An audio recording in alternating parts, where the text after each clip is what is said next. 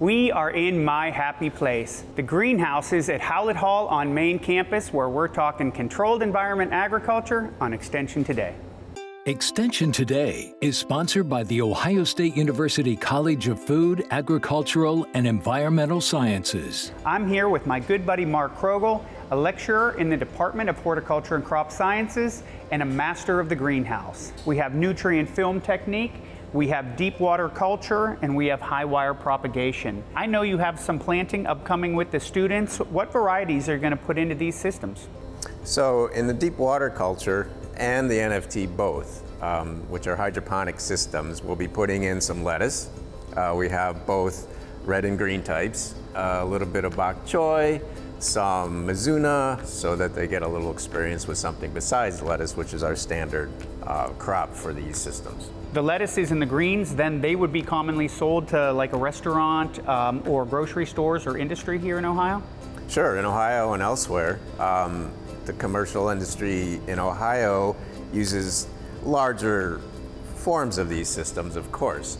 But yes, the product is harvested and sold locally and in the major nearby metropolitan areas, Chicago, even New York City. Where does Ohio stand in terms of controlled environment agriculture, production of fruits, vegetables, and herbs? Greenhouse production has been growing pretty dramatically. Right now, Ohio is #2 for those products, so this is great.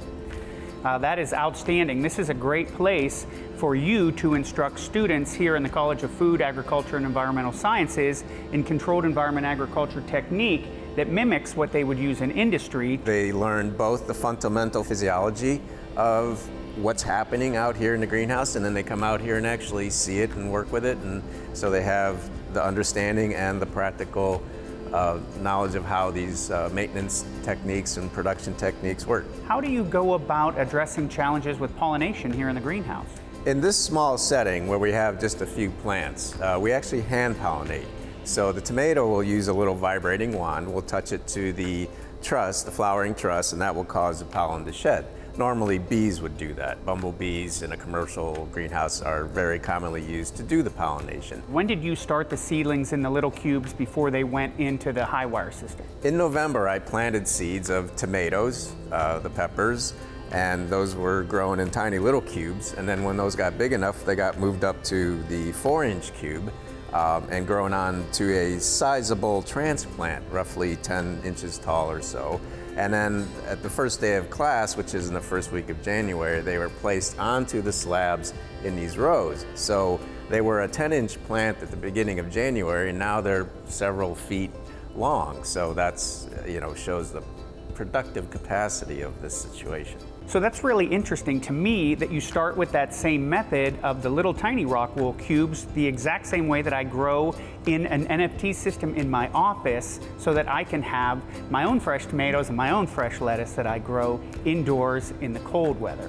Exactly.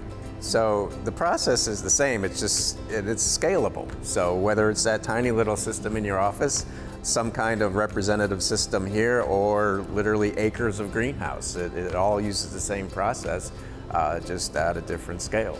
Greenhouse production is one of my absolute favorite things. One of the things that I did when I joined OSU Extension here in Franklin County was sign up and take Mark's classes to learn how to grow these crops, because I know that we have such tremendous need for skilled controlled environment agriculture workers. And in fact, I remember all of my classmates that I worked with a couple years ago when I took the class, they all had job offers already in the industry. Yes, the controlled environment ag industry in Ohio is growing very rapidly. They have a desperate need for employees who understand the production process and how the plants grow. And so this is one way that we're providing for the industry, generating students who have some experience and some knowledge of how greenhouse production works. Mark, thank you so much for inviting me into the greenhouse today. You know how much I love it in here, visiting with you and our plant friends.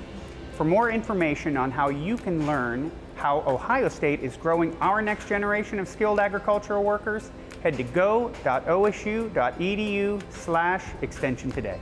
Extension Today is sponsored by the Ohio State University College of Food, Agricultural, and Environmental Sciences.